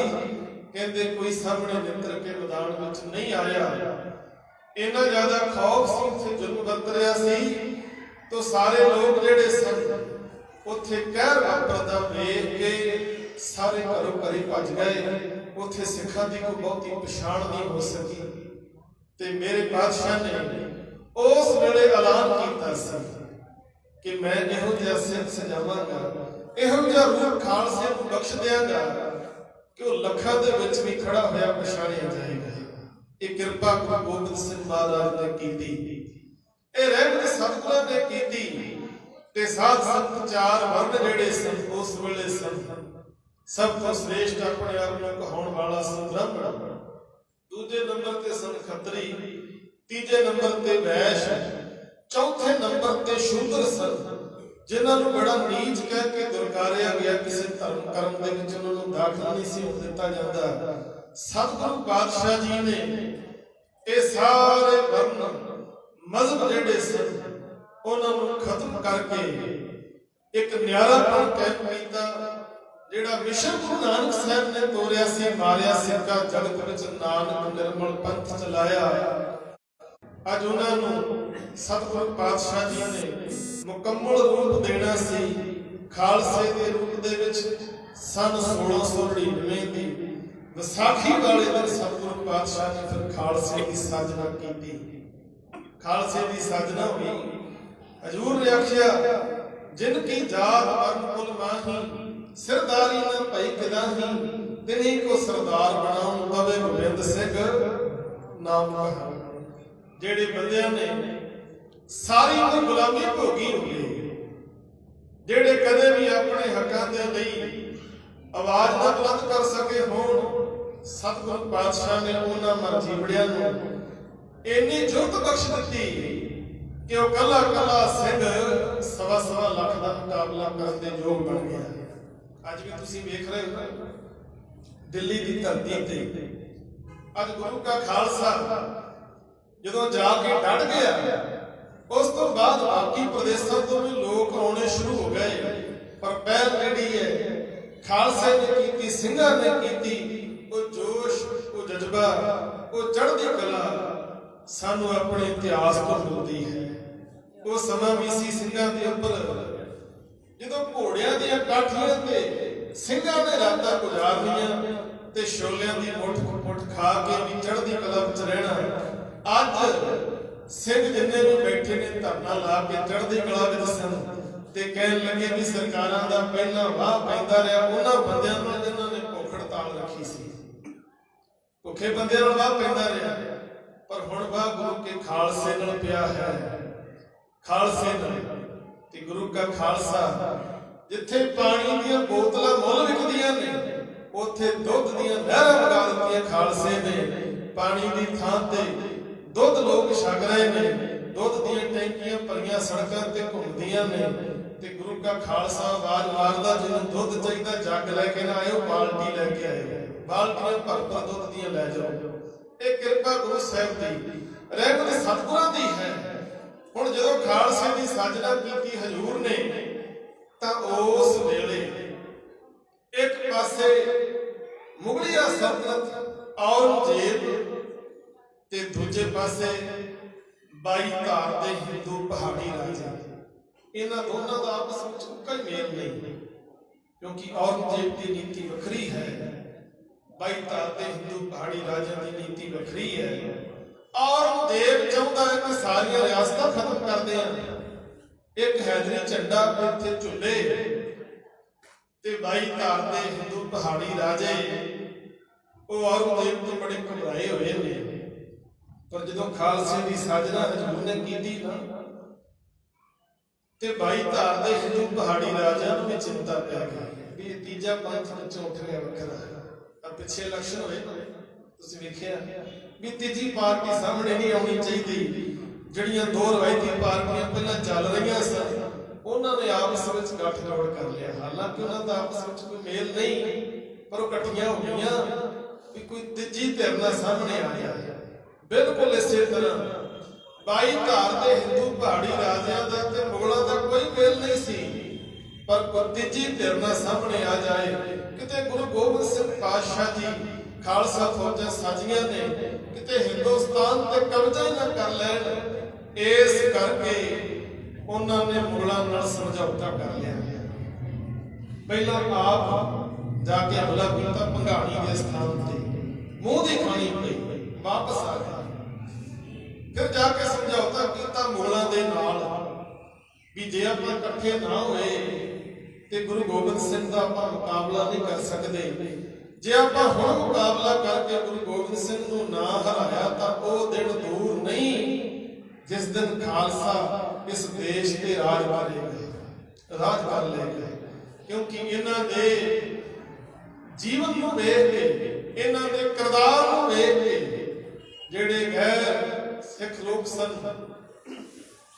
ਮੁਸਲਮਾਨਾਂ ਦੇ ਨਾਲ ਆਏ ਹੋਏ ਬਾਹਰ ਅਖਾਰੀ ਸਨ, ਉਹਨਾਂ ਨੇ ਵੀ ਆਖਿਆ ਸੀ ਕਿ ਸਿੱਖਾਂ ਦਾ ਕਿਰਦਾਰ ਵੇਖ ਕੇ ਸਾਨੂੰ ਇਹੋ ਜਾਪਦਾ ਕਿ ਇੱਕ ਦਿਨ ਪੂਰੇ ਹਿੰਦੁਸਤਾਨ ਤੇ ਰਾਜ ਕਰਨਗੇ, ਇਹਨਾਂ ਨੂੰ ਰੋਕ ਨਹੀਂ ਸਕੇਗਾ। ਸੋ ਇਕੱਠੇ ਹੋ ਕੇ ਸਤਿਗੁਰਾਂ ਦਾ ਮੁਕਾਬਲਾ ਕਰਨਾ ਸ਼ੁਰੂ ਕਰ ਦਿੱਤਾ ਤੇ ਗੁਰੂ ਗੋਬਿੰਦ ਸਿੰਘ ਮਹਾਰਾਜ ਸਤਿਗੁਰਾਂ ਦੀਆਂ ਬਹੁਤ ਵੱਡੀਆਂ ਬਖਸ਼ਿਸ਼ਾਂ ਸਾਡੇ ਉੱਪਰ ਨੇ, ਬਹੁਤ ਵੱਡੀਆਂ ਰਹਿਮਤਾਂ ਨੇ, ਬਹੁਤ ਵੱਡੀਆਂ ਕੁਰਬਾਨੀਆਂ ਨੇ ਹਜ਼ੂਰ ਦੀਆਂ। ਤੇ ਗੁਰੂ ਗੋਬਿੰਦ ਸਿੰਘ ਮਹਾਰਾਜ ਆਨੰਦਾਂ ਦੀ ਪੁਰੀ ਦੇ ਵਿੱਚ ਨੇ ਤੇ 22 ਧਾਰੀ ਹਿੰਦੂ ਪਹਾੜੀ ਰਾਜਿਆਂ ਨੇ ਅਨੰਦਪੁਰ ਸਾਹਿਬ ਤੇ ਹਮਲਾ ਕਰਨ ਦੀ ਸਕੀਮ ਬਣਾਈ। ਕਹਿੰਦੇ ਵੀ ਹਮਲਾ ਕਰੀਏ ਤੇ ਹਮਲਾ ਐਡਾ ਜ਼ਬਰਦਸਤ ਹੋਣਾ ਚਾਹੀਦਾ ਹੈ ਕਿ ਅਨੰਦਪੁਰ ਸਾਹਿਬ ਦੀ ਧਰਤੀ ਤੇ ਬਣਿਆ ਹੋਇਆ ਲੋਹਗੜ੍ਹ ਦਾ ਕਿਲ੍ਹਾ ਤੋੜ ਕੇ ਫਨਾ ਕਰ ਦਈਏ। ਉਸ ਕਿਲ੍ਹੇ ਦੇ ਅੰਦਰ ਹੀ ਸਾਰੇ ਜੰਗੀ ਸਾਜੋ ਸਮਾਨ ਨੇ। ਜੋ ਕਿਲ੍ਹਾ ਆਪਾਂ ਫਤਿਹ ਕਰ ਲਿਆ ਤੇ ਗੁਰੂ ਗੋਬਿੰਦ ਸਿੰਘ ਮਹਾਰਾਜ ਨੂੰ ਹਰਾਉਣਾ ਫਿਰ ਤੇ ਬਹੁਤ ਵੱਡੀ ਗੱਲ ਨਹੀਂ, ਛੇਤੀ ਕਾਬੂ ਕਰ ਲਵਾਂਗੇ। ਕਹਿੰਦੇ ਜਿਸ ਵੇਲੇ 22 ਧਾਰ ਦੇ ਹਿੰਦੂ ਪਹਾੜੀ ਰਾਜਿਆਂ ਨੇ ਲੋਹਗੜ੍ਹ ਦੇ ਕਿਲ੍ਹੇ ਦਾ ਦਰਵਾਜ਼ਾ ਤੋੜਨ ਵਾਸਤੇ ਮਸਤ ਹਾਥੀ ਜਿਹੜਾ ਸ਼ਰਾਬ ਲਿਆ ਕੇ ਮਸਤ ਕੀਤਾ ਸੀ, ਲਿਆ ਕੇ ਹਜ਼ੂਰ ਪਾਤਸ਼ਾਹ ਦੇ ਉੱਪਰ ਹਮਲਾ ਕਰਨ ਵਾਸਤੇ ਤੋੜ ਲਿਆ। ਪਿੱਛੇ ਪਿੱਛੇ ਫੌਜਾਂ ਨੇ, ਸਤਿਗੁਰਾਂ ਤੱਕ ਖਬਰ ਪਹੁੰਚ ਗਈ। ਮਹਾਰਾਜ ਕਹਿੰਦੇ ਵੀ ਕੋਈ ਗੱਲ ਨਹੀਂ, ਜੇ ਪਹਾੜੀਏ ਹਾਥੀ ਲੈ ਕੇ ਆ ਰਹੇ ਨੇ ਤੇ ਸਾਡੇ ਕੋਲ ਵੀ ਬਹੁਤ ਵੱਡੇ ਵੱਡੇ ਸਿੰਘ ਨੇ, ਹਾਥੀ ਵਰਗੇ, ਭਾਈ ਧਨੀ ਚੰਦ ਵਰਗੇ। ਪਰ ਇਤਿਹਾਸ ਵਿੱਚ ਜ਼ਿਕਰ ਮਿਲਦਾ ਹੈ ਕਿ ਜਦੋਂ ਖੰਡੇ ਬਾਟੇ ਦੀ ਪੌੜ ਪ੍ਰਾਪਤ ਕੀਤੀ ਸਿੰਘਾਂ ਨੇ ਤੇ ਧਨੀ ਚੰਦ ਲੰਗਰ ਵਿੱਚ ਸੇਵਾ ਕਰਦਾ, ਕਹਿੰਦਾ ਕੋਈ ਨਹੀਂ ਬਾਅਦ ਵਿੱਚ ਛਕ ਲਵਾਂਗੇ ਅੰਮ੍ਰਿਤ। ਲੰਗਰ ਵਿੱਚ ਸੇਵਾ ਉਹਨੇ ਕਰੀ ਜਾਣੀ, ਲੰਗਰ ਪ੍ਰਸ਼ਾਦਾ ਖੁੱਲਾ ਛਕਣਾ। ਸਿਹਤ ਬੜੀ ਤਕੜੀ ਹੋ ਗਈ, ਪਰ ਉਹਨੇ ਖੰਡੇ ਬਾਟੇ ਦੀ ਪੌੜ ਅੰਮ੍ਰਿਤ ਦੀ ਦਾਤ ਨਹੀਂ ਸੀ ਲਈ ਹੋਈ। ਜਦੋਂ ਸਤਿਗੁਰੂ ਪਾਤਸ਼ਾਹ ਕਹਿਣ ਲੱਗੇ ਸਾਡਾ ਧਨੀ ਚੰਦ ਮੁਕਾਬਲਾ ਕਰੇਗਾ ਭਾਈ, ਤੇ ਧਨੀ ਚੰਦ ਨੂੰ ਪਤਾ ਲੱਗਾ, ਡਰ ਗਿਆ। ਕਹਿੰਦਾ ਕਿੱਥੇ ਹਾਥੀ ਤੇ ਕਿੱਥੇ ਬੰਦਾ, ਕੋਈ ਮੁਕਾਬਲਾ ਹੀ ਨਹੀਂ ਹੈ। ਕਹਿੰਦੇ ਇਹਦੇ ਨਾਲੋਂ ਤਾਂ ਚੰਗਾ ਹੈ ਰਾਤੋਂ ਰਾਤ ਕਿਲੇ ਵਿੱਚੋਂ ਬਾਹਰ ਨਿਕਲ ਜਾਈਏ, ਦਿਨ ਚੜ੍ਹਦੇ ਨੂੰ ਨਾ ਮਿਲਾਂਗੇ, ਨਾ ਗੱਲਬਾਤ ਹੋਏਗੀ। ਕਹਿੰਦੇ ਰਾਤ ਕਿਲੇ ਦੀ ਕੰਧ ਟੱਪ ਕੇ ਤੇ ਕਿਲੇ ਵਿੱਚੋਂ ਭੱਜ ਗਿਆ। ਜਦੋਂ ਭੱਜ ਕੇ ਥੱਲੇ ਉਤਰ ਲੱਗਾ ਕਿਲੇ ਤੋਂ, ਕਹਿੰਦੇ ਡਿੱਗ ਪਿਆ, ਡਿੱਗ ਕੇ ਲੱਤ ਟੁੱਟ ਗਈ ਤੇ ਘਰੇ ਲੈ ਕੇ ਸਾਥੀਆਂ ਨੂੰ ਇਹਦੇ ਘਰੇ ਜਾਂਦੇ ਦੀ ਇਹਦੀ ਮੌਤ ਹੋ ਗਈ। ਬਾਣੀ ਦਾ ਫਰਮਾਨ ਹੈ, ਸਹਿਬ ਸੰਕਟ ਵੈ ਸੇਵਕ ਭੱਜੈ, ਚਰਨਕਾਲ ਨਾ ਜੀਵੇ ਦੋ ਕੁਲ ਲੱਜੈ।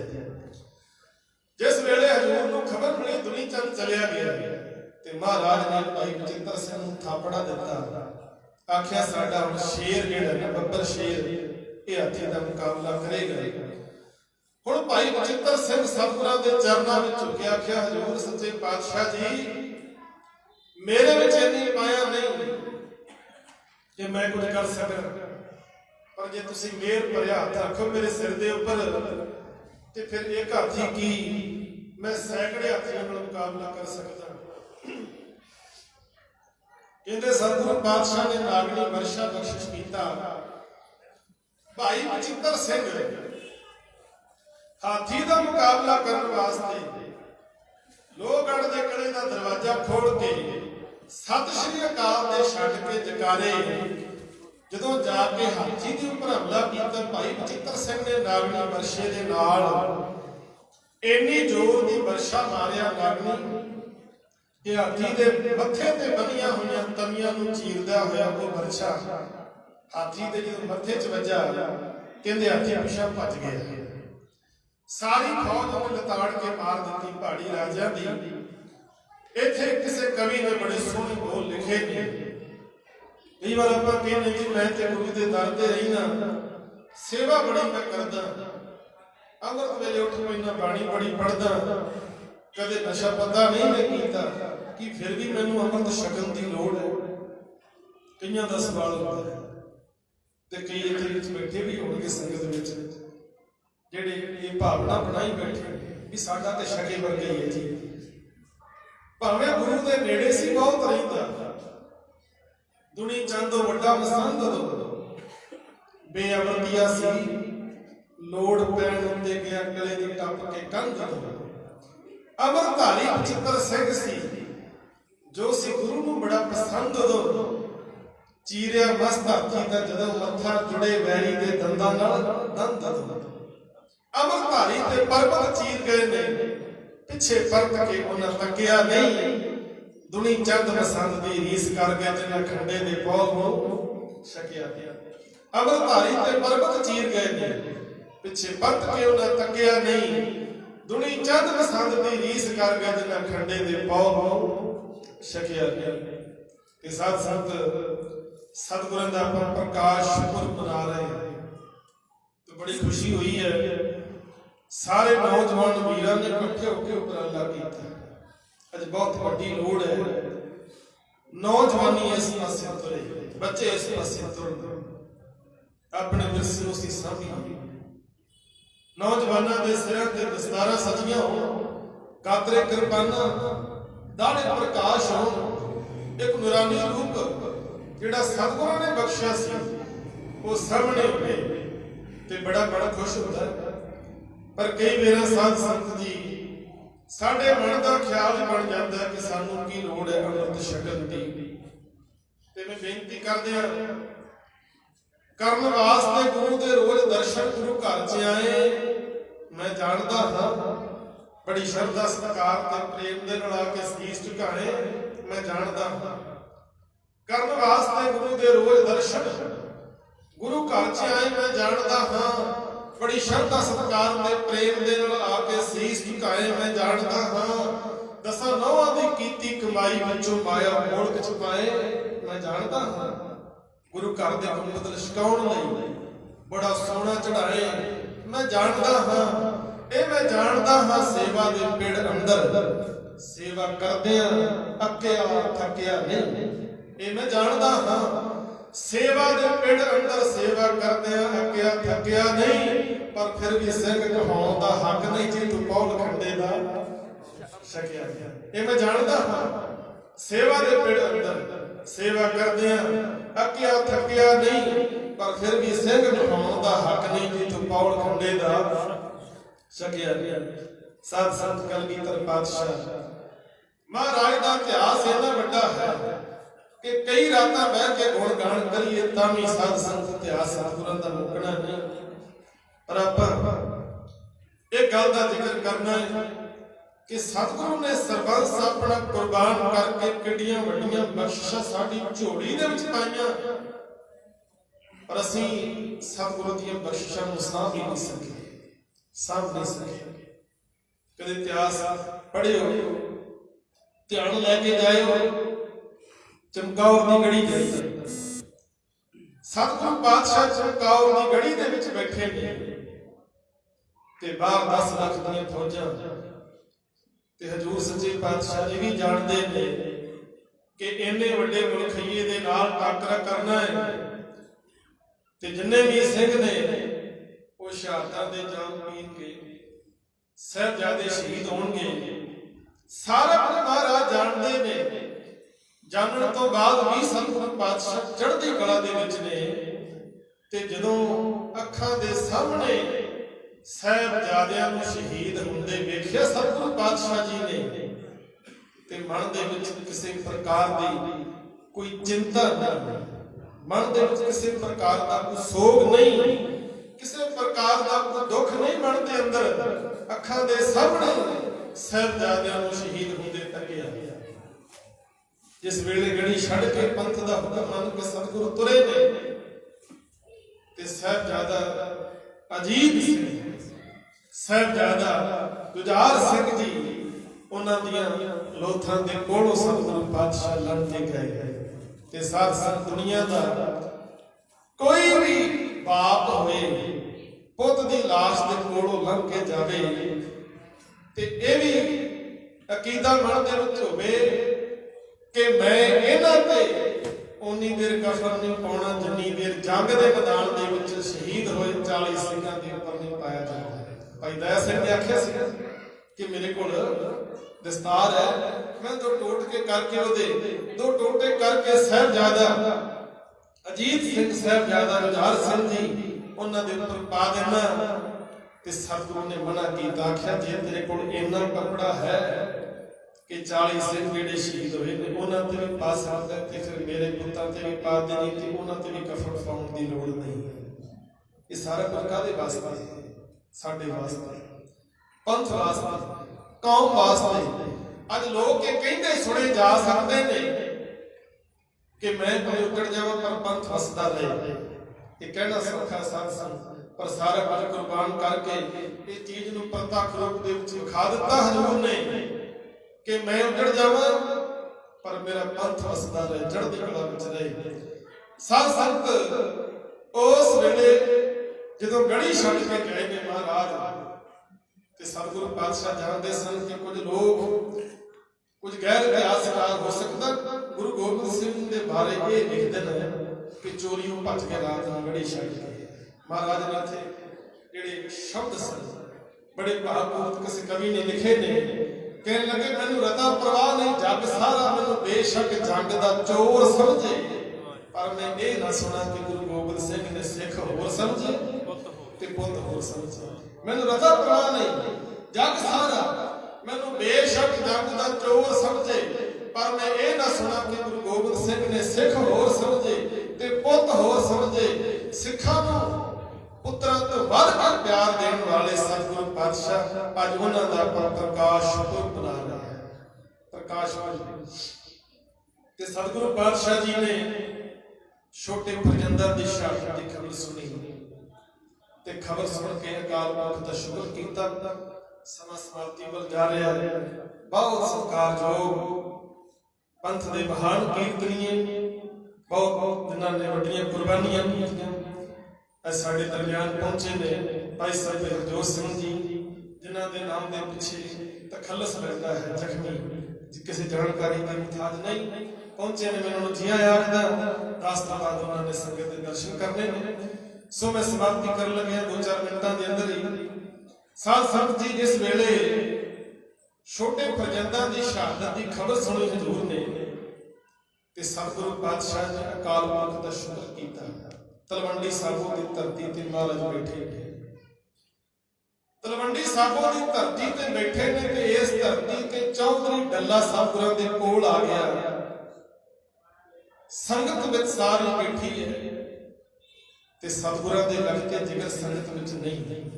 ਮਤਾਵਾਂ ਵੀ ਆਈਆਂ, ਆ ਕੇ ਸਵਾਲ ਕੀਤਾ ਸੱਚੇ ਪਾਤਸ਼ਾਹ ਮਹਾਰਾਜ ਸਾਰੀ ਸੰਗਤ ਬੈਠੀ ਹੈ ਪਰ ਸਾਡੇ ਸਾਹਿਬਜ਼ਾਦੇ ਨਜ਼ਰ ਨਹੀਂ ਆ ਰਹੇ। ਉਸ ਵੇਲੇ ਸਤਿਗੁਰੂ ਪਾਤਸ਼ਾਹ ਨੇ ਆਖਿਆ ਸੀ, ਇਨ ਪੁੱਤਰਨ ਕੇ ਸੀਸ ਪਰ ਮਾਰ ਦੀ ਸੁਤ ਚਾਰ ਚਾਰ ਹੋਏ ਤੋਂ ਕਿਆ ਪਿਆ ਜੀਵਤ ਕਈ। ਕਹਿੰਦਾ ਮੈਂ ਖਾਲਸੇ ਤੋਂ ਕੁਰਬਾਨ ਕਰ ਦਿੱਤੇ ਆਪਣੇ ਚਾਰੇ ਸਾਹਿਬਜ਼ਾਦੇ। ਇਸੇ ਕਰਕੇ ਹਜ਼ੂਰ ਨੂੰ ਆਪਾਂ ਸਰਬੰਸਦਾਨੀ ਕਹਿੰਦੇ ਆ। ਪੰਥ ਨੂੰ ਸਾਰਾ ਪਰਿਵਾਰ ਹੀ ਕੁਰਬਾਨ ਕੀਤਾ ਸੱਚੇ ਪਾਤਸ਼ਾਹ ਨੇ। ਹੁਣ ਜਦੋਂ ਚਮਕੌਰ ਦੀ ਗੜੀ ਦੀ ਗੱਲ ਆਈ ਨਾ ਕਿ 10 ਲੱਖ ਦੀਆਂ ਫੌਜਾਂ ਦਾ ਮੁਕਾਬਲਾ ਕੀਤਾ, 40 ਸਿੰਘਾਂ ਦੇ ਵੱਡੇ ਸਾਹਿਬਜ਼ਾਦੇ ਸ਼ਹੀਦ ਹੋ ਗਏ ਤੇ ਚੌਧਰੀ ਢੱਲਾ ਇਹਦੇ ਕੋਲ ਸਿਪਾਹੀ ਸਨ ਬੜੇ ਤਗੜੇ ਤਗੜੇ। ਇਹਨੂੰ ਮਾਣ ਵੀ ਸੀ ਆਪਣੇ ਸਿਪਾਹੀਆਂ ਤੇ ਸਤਿਗੁਰਾਂ ਦੇ ਕੋਲ ਹੋ ਕੇ ਬੇਨਤੀ ਕਰਨ ਲੱਗਾ। ਕਹਿੰਦਾ ਮਹਾਰਾਜ ਤੁਸੀਂ ਕਿਤੇ ਮੈਨੂੰ ਯਾਦ ਕਰਦੇ ਨਾ ਉਸ ਵੇਲੇ, ਕਿਤੇ ਮੈਂ ਆਪਣੀਆਂ ਫੌਜਾਂ ਲੈ ਕੇ ਪਹੁੰਚਦਾ ਚਮਕੌਰ ਸਾਹਿਬ। ਤੇ ਕਹਿੰਦਾ ਫਿਰ ਜੰਗ ਦਾ ਉੱਥੇ ਕੁਝ ਨਕਸ਼ਾ ਹੀ ਹੋਰ ਹੋਣਾ ਸੀ। ਕਹਿੰਦਾ ਜੇ ਕਿਤੇ ਮੈਂ ਆ ਜਾਣਾ ਤੇ ਤੁਹਾਡੇ ਲਾਲ ਨਹੀਂ ਸੀ ਸ਼ਹੀਦ ਹੋਣ ਦਿੰਦਾ। ਉਹ ਡੱਲੇ ਨੇ ਫੜ ਮਾਰ ਦਿੱਤੀ ਤੇ ਸਤਿਗੁਰਾਂ ਨੇ ਪਰਖ ਲਿਆ ਡੱਲੇ ਨੂੰ। ਬੜੇ ਪਿਆਰੇ ਬੋਲ ਅਜੀਬ ਦੇ ਉਹਨਾਂ ਦੇ ਮੂੰਹ ਮੁੜ ਗਏ। ਵੇਖ ਵੇਖ ਕੇ ਇਹਨਾਂ ਦੀ ਤੋੜ ਦਾਤਾ ਮੌਤ ਇਹਨਾਂ ਨੂੰ ਵੇਖ ਕੇ ਕਰੇ ਸਜਦੇ। ਕਰਾਂ ਸਿਫਤ ਕੀ ਇਹਨਾਂ ਦੀ ਹੋਰ ਦਾਤਾ, ਤੇਰੇ ਲਾਲ ਸ਼ਹੀਦ ਨਾ ਹੋਣ ਦਿੰਦੇ ਜੇਕਰ ਹੁੰਦੇ ਵਿੱਚ ਚਮਕੌਰ ਦਾਤਾ।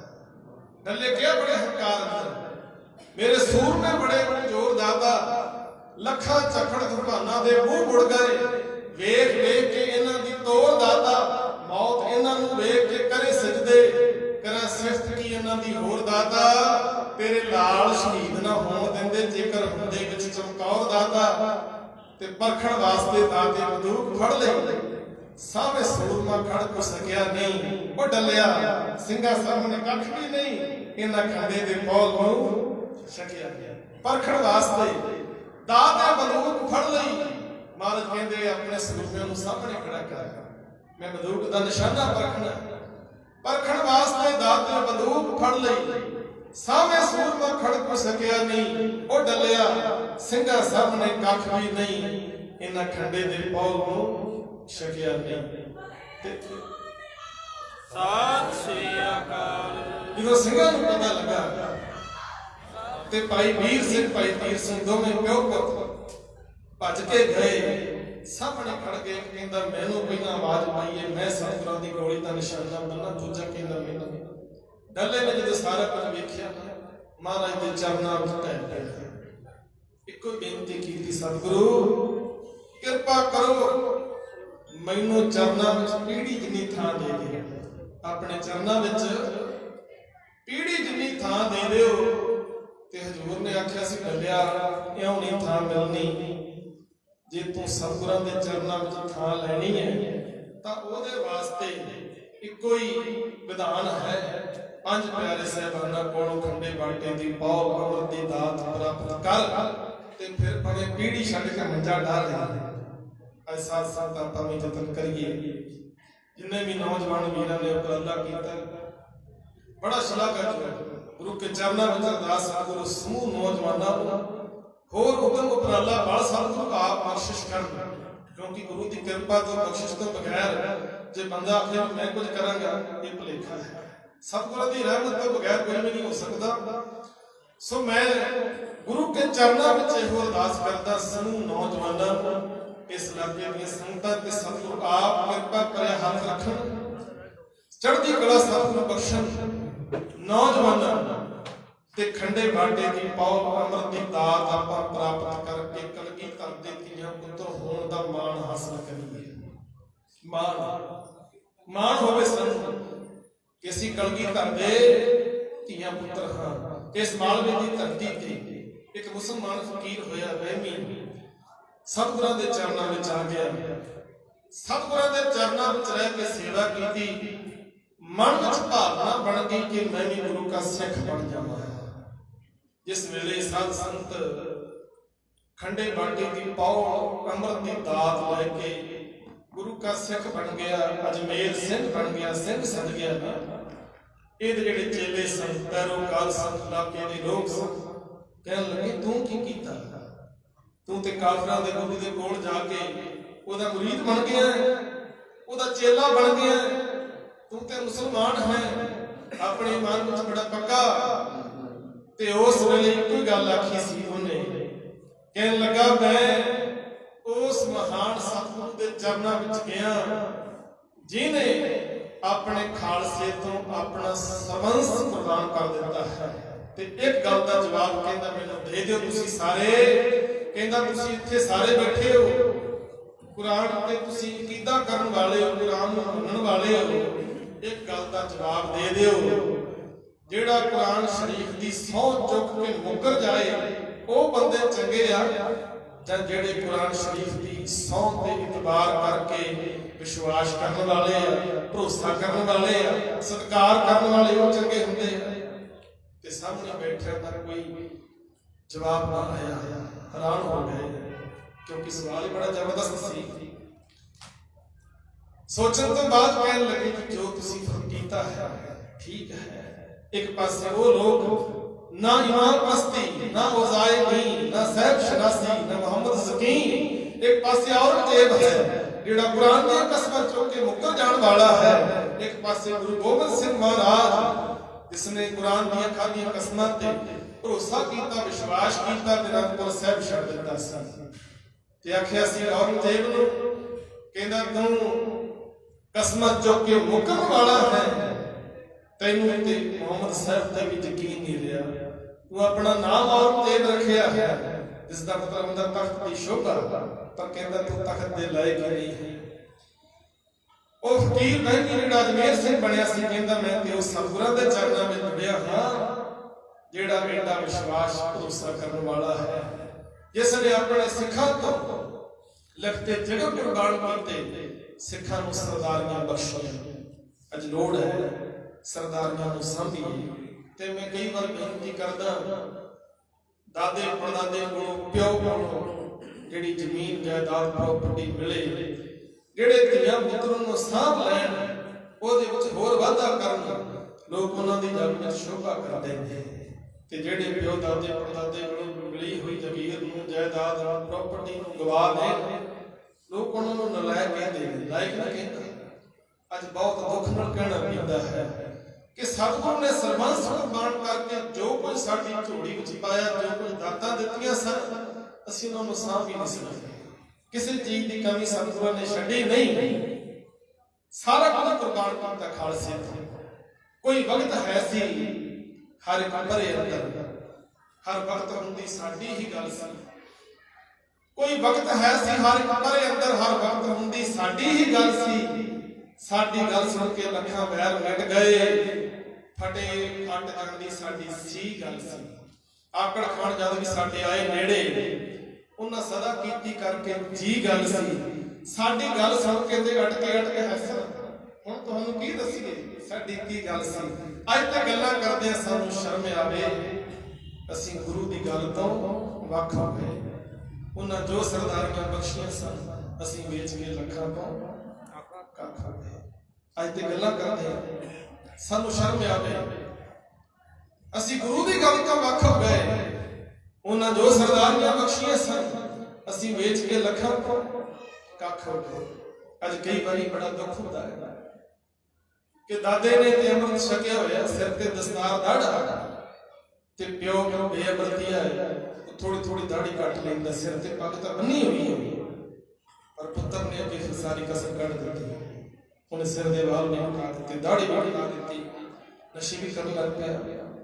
ਬੜਾ ਅਫਸੋਸ ਹੁੰਦਾ ਹੈ ਕਿ ਜਿਹੜੀ ਧਰਤੀ ਤੇ ਸਤਿਗੁਰਾਂ ਨੇ ਆਪਣੇ ਲਖਤ ਜਿਗਰ ਕੁਰਬਾਨ ਕਰ ਦਿੱਤੇ, ਜਿਹੜੀ ਧਰਤੀ ਤੇ ਸਿੱਖੀ ਦਾ ਬੂਟਾ ਲਾਇਆ ਸਤਿਗੁਰੂ ਪਾਤਸ਼ਾਹ ਜੀ ਨੇ, ਉਸ ਧਰਤੀ ਤੇ ਜਿਹੜੇ ਹਾਲਾਤ ਬਣ ਜਾਣਗੇ ਤੇ ਫਿਰ ਅਸੀਂ ਹੋਰ ਆਸੇ ਪਾਸੇ ਕਿੱਥੇ ਆਸ ਰੱਖ ਸਕਦੇ ਹਾਂ। ਸੋ ਇਹ ਧਰਤੀ ਜਿੱਥੇ ਆਪਾਂ ਰਹਿ ਰਹੇ ਹਾਂ, ਸਾਨੂੰ ਮਾਣ ਕਰਨਾ ਚਾਹੀਦਾ। ਅਸੀਂ ਪੰਜਾਬ ਦੇ ਵਾਸੀ ਹਾਂ ਤੇ ਪੰਜਾਬ ਦੀ ਧਰਤੀ ਜਿਹੜੀ ਗੁਰਾਂ ਦੇ ਨਾਮ ਤੇ ਜੰਮਦੀ ਹੈ, ਇਸ ਧਰਤੀ ਦੇ ਉੱਪਰ ਸਤਿਗੁਰੂ ਨੇ ਸਿੱਖੀ ਦਾ ਬੂਟਾ ਲਾਇਆ ਤੇ ਉਸ ਬੂਟੇ ਨੂੰ ਮਹਾਰਾਜ ਨੇ ਆਪਣੇ ਜਿਗਰ ਦਾ ਖੂਨ ਪਾ ਕੇ ਪਾਲਿਆ ਹੈ। ਤੇ ਸਾਡੀ ਜ਼ਿੰਮੇਵਾਰੀ ਅਸੀਂ ਉਹਨੂੰ ਸਾਂਭਣਾ ਹੈ।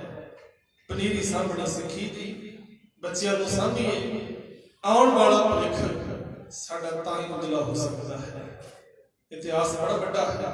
मैथिली शब्द ने लिखा सी, जिस देश कौम के बच्चे यूं दे सकते हैं बलिदान, उस कौम का वर्तमान चाहे कुछ भी हो भविष्य है बहुत महान। ਅਸੀਂ महान भविष्य की कामना करते हैं और ਉਹਦੇ ਵਾਸਤੇ ਸਾਨੂੰ ਸਾਰਿਆਂ ਨੂੰ ਯਤਨਸ਼ੀਲ ਹੋਣਾ ਪਏਗਾ। ਯਤਨਸ਼ੀਲ ਤੇ ਸਭ ਤੋਂ ਵੱਡੀ ਗੱਲ ਮੈਂ ਨੌਜਵਾਨਾਂ ਲਈ ਬੇਨਤੀ ਕਰਾਂ, ਦਾੜੀਆਂ ਰੱਖੋ, ਸਿਰਾਂ ਤੇ ਦਸਤਾਰਾਂ ਸਜਾਓ। ਸਿਰਾਂ ਤੇ ਬਿਨਾਂ ਪੱਗ ਦੇ ਕਾਹਦੀ ਪਛਾਣ ਹੋਣੀ? ਹੋਵੇ ਆਦਮੀ ਲੱਖ ਹਜ਼ਾਰ ਜਾਂਦਾ ਤੇ ਲੱਖਾਂ ਵਿੱਚ ਹੋਵੇ ਇੱਕ ਪੱਗ ਵਾਲਾ ਤੇ ਲੋਕੀ ਆਖਦੇ ਓ ਸਰਦਾਰ ਜਾਂਦਾ। ਇਹ ਸਰਦਾਰੀ ਜਿਹੜੀ ਹੈ ਸਤਿਗੁਰਾਂ ਨੇ ਬਖਸ਼ਿਸ਼ ਕੀਤੀ ਹੈ।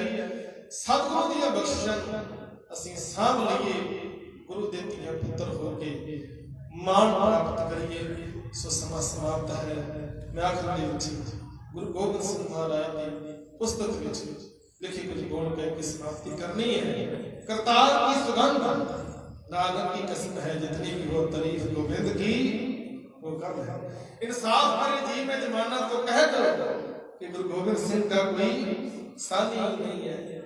कवि जी लिखते थे इन शायद जाती एक ना अनेक ना बुलाए जाती होती चीज तक तेबन कुरान की पाप पक जाते धर्म दसक जाते कहते सारा नाश हो जाना सी बन भरक जाते सहज विधान की देवी देवा देवरे संतोख संग दूर होते रीत मिट जाती कथा वेदन पुराण की श्री गुरु गोविंद सिंह परम सूर मूर्त न होती चौपे करना ना कहूं अब की ना कहूं तब की अगर ना होते गुरु गोविंद सिंह तो सुनत होती सबकी।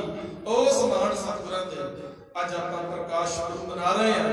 ਆਖਰ ਦੇ ਵਿੱਚ ਦੋ ਪੰਕਤੀਆਂ ਦਾਸ ਦੇ ਨਾਲ ਸਾਰੇ ਗਾਇਓ, हाजरी गुरु के चरणों में चलवायो। ऐसे गुर को बल बल जाइए, ऐसे गुर को बल बल जाइए, गुर को बल बल जाइए, ऐसे गुर को बल बल जाइए, गुर को बल बल जाइए, ऐसे गुर को बल बल जाइए, गुर को बल बल जाइए, बल जाइए।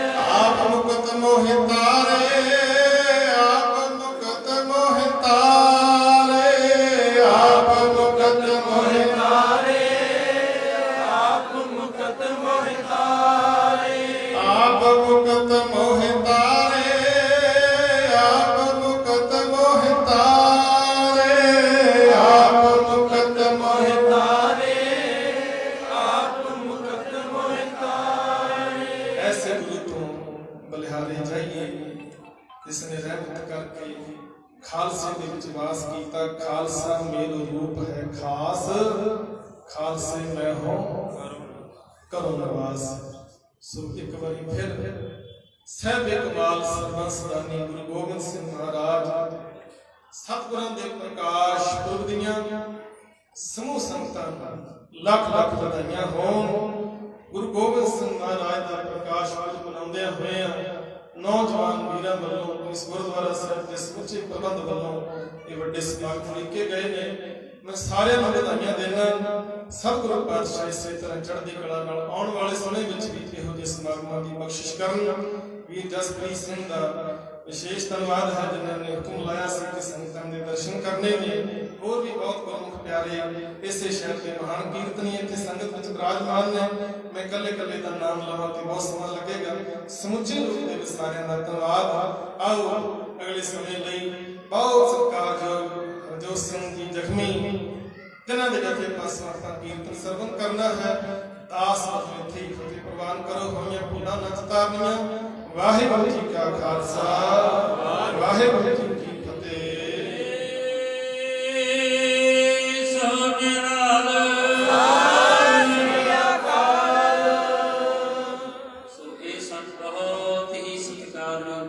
भाई प्रीतम सिंह जी दिल्ली वाले जिन्होंने पासों आप सबका ने बड़े प्यार के नाम